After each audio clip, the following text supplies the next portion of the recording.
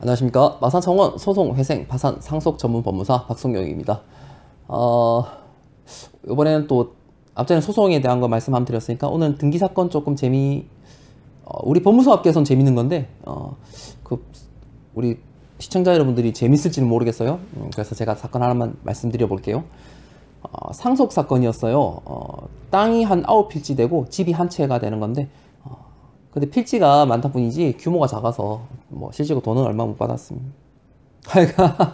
여튼 타 지역에 있는 거예요. 그것도 심지어 우리 그 추장비가 발생할 지역인데 여튼 이제 받아서 정리했는데 다 괜찮은데 집이 이제 건축물 대장하고 등기부 등본하고 표시가 다른 거예요. 건축물 대장이 8평으로 되어 있고요. 그다음에 그 등기부는 12평으로 되어 있어요. 그런데 부동산의 표시는 물리적인 표시는 건축물 대장을 기준으로 합니다. 그리고 그 이제 권리 의무 관계, 즉 소유권이라든지 이런 거는 등기부를 기준으로 해요. 그런데 이 경우에는 지금 대장이 기준이 돼야 되는 거니까 등기부가 잘못된 거죠. 그래서 제가 소유권 이전 등기 넣으면서 경정 등기를 같이 신청했어요. 대장을 그러면서 이제 그냥 신청하면 안 되거든요. 이거 그냥 신청하면 왜냐면 등기관은 이제 형식적 심사권을 가지고 있어요. 실질적 심사권은 없고 이게 무슨 차이가 있냐면 실질적 심사권이란 거는 직접 나가서 물건을 보고 심사할 수 있는 심사권을 말하고요. 형식적 심사권이란 거는 우리가 보내드리는 서면, 제공하는 서면을 가지고 심사를 한다는 거예요. 그러다 보니까 그분들이 그걸 판단하시는데 상당한 재량이 있어요. 등기관께서. 그래서 우리가 실질적으로 신빙성을 좀 더 드리기 위해서 자료를 많이 구비해야 돼요. 그래서 이제 해당 그 면사무소까지 갔죠. 가면은 구대장이라고 있어요. 구대장. 구대장이 어떤 거냐면은 수기로 손으로 쓴 대장이 있어요. 옛날 주민등록등본 보신 적 있는지 모르겠네. 이렇게 옛날엔 뭐 엑셀 뭐 이런 거 없었잖아요. 그래가지고 그 자가지고 이렇게 줄을 막 그어서 이렇게 해놓은 거 있어요. 여튼 그런 게 있는데 그거를 이제 하나 받아가지고 첨부하면서 봐라, 이거 대장 처음 만들어질 때부터 8평이었다.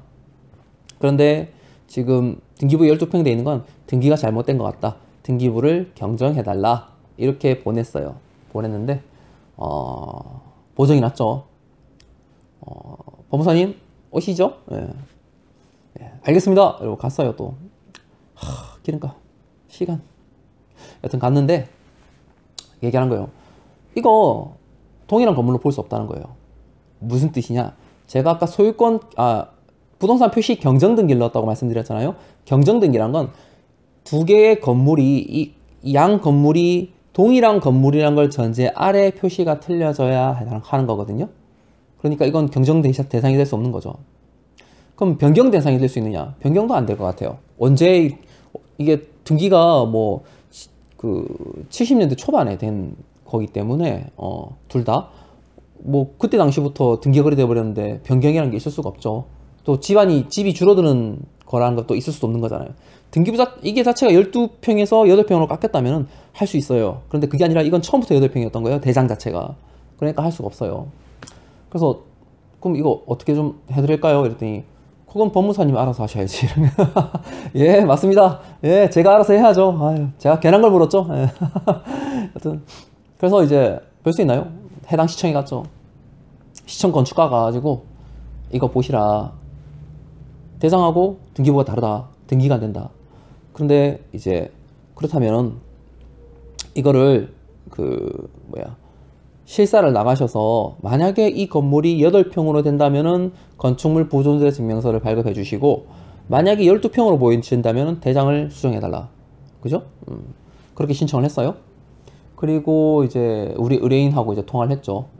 이거 정말 이거 좀 어려운 등기입니다. 라고 했더니 법무사님만 믿겠습니다 하고 사정사정 하시면 끊으시는데 어떻게 해요? 뭐 심지어 시청 가서 진행 다 해놓고 왔는데 알겠습니다. 책임지고 끝까지 해드릴게요. 그리고 갔죠. 일주일 뒤에 건축물 부존재 증명서가 나왔어요. 오케이. 그래서 이제 신청서를 또 싸들고 갔죠. 이제 부동산 이제 매실 등기라 그래요. 현재 어떤 부동산이 있었는데 그게 멸실되었다 또는 자체가 없었다, 이런 건물 자체가 없었다 라는 거를 이제 해서 입증을 해서 신청을 해서 그 등기부 자체를 없애버리는 거예요.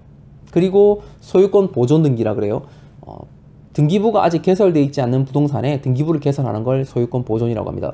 그래서 결국은 등기부 날려버리고 건축물 제한 기준으로 해서 새로 보존 등기, 등기부 새로 만들겠다, 이게 제 전략이었던 거죠. 같습니다. 여기서 또 한번 제가 서류 제출하고 여기서 또 한번 제가 뒤통수를 맞게 됩니다. 뒤통수가 아니라 이건 어쩔 수 없는 거예요. 업무 자체가 등기관의 그 형식적 심사권 때문에 어쩔 수가 없는 거예요. 전화가 왔어요. 법무사님 어디 가고 계세요? 예, 한 지금 반쯤 왔습니다. 고속도로 올렸습니다. 그러니까 아, 고속도로 올리셨구나. 그 다음 톨게이트에서 차 돌리세요. 아, 뭐래요? 뭐 돌리라는데 찍소리 나고 돌렸지. 갔더니 등기관께서 앞전에는 등기 3개였거든요.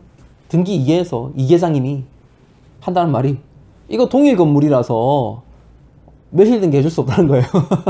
아니 3개에서는 동일 건물 아니라 그래갖고 경정 등기를 못했는데, 그래가지고 아니 제가 건축물 부존재 증명서를 떼드려도 안 되겠습니까? 그러니까 아니 물론 그거 있으면 되긴 하지만 이건 아무리 봐도 나는 이거 수리 못 해주겠다, 취하하고 다시 넣어서 다른 등기계로 하시려면 하시라 이러시더라고요. 그래서 뭐 별 수 있나요? 뭐 또 제가 또 누굽니까? 이런 사태를 다 상정하고 있었습니다. 그래서 가방 안에 있던 이제 다른 신청서를 끄집어냈죠. 제가 혹시나 이런 일이 있을 줄 알고 경정 신청하고 보존 신청하고 뭐 이전 신청하고 다 싸두고 왔거든요. 쫙 펼쳐놓고 그러면은 계장님 이렇게 경정 넣고 그다음에 상속 등기 넣으면은 받아주시겠습니까? 그러니까 오케이 받아주시겠다 이런 거예요.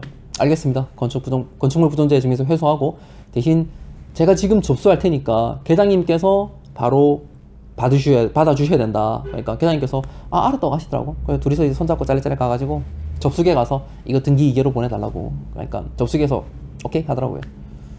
그리고 넣고 갔죠. 사무실 도착하기 전에 메일이 왔어요. 소유권 이전 등기 교합 완료. 이렇게. 정말 빨리 해주셨어요. 제가 그동안 왔다 갔다 했던 걸 아셨나봐요. 반나절이 아니라 뭐 몇 시간이지? 한 2시간 만에 그냥 등기를 해주셨으니까 어마어마하게 빨리 해주신 거죠. 여튼 뭐 제가 어느 등기소라고 말씀드리기가 좀 어렵지만 하여튼 등기 이 계장님 사랑합니다. 등기 3 계장님도 제가 싫어하는 거 아닙니다. 아니고요. 근데 그건 어쨌거나 형식적 심사권에서 이제 넓은 재량이 인정되다 보니까 이런 사태도 발생해요. 그리고 우리 의뢰인한테 찾아왔죠. 우리 의뢰인 좋아하죠. 법무사님 아니면 누가 이렇게 하냐고. 뭐 다들 하실 것 같은데. 어쨌거나 그렇게 뭐 끝까지 매달려서 우리 선생님, 우리 그 의뢰인께서 또 그 감사하다고 또 성공보수 쪽으로 돈을 조금 더 주셨어요. 너무 감사드리고요. 여튼 뭐 이런 사건도 있었다. 법무사업을 하다 보면 별의별 사건이 다 있습니다. 제가 짬짬이 또 한번 말씀을 드려볼 건데, 이게 또 업무하는 사람들은 이런 내용이 정말 재밌는 건데 일반인들한테는 좀 약간 먼 이야기처럼 들리실 수도 있을 것 같아요. 그러나 법무사들은 이렇게 어쨌거나 의뢰인들의 권리 의무 관계, 즉 권리를 보전하기 위해서, 권리를 지켜주기 위해서 노력한다는 거 잊지 마시고 언제든지 법무사 찾아주세요. 지금까지 마산창원 소송 회생 파산 상속 전문 법무사 박성용이었습니다. 감사합니다.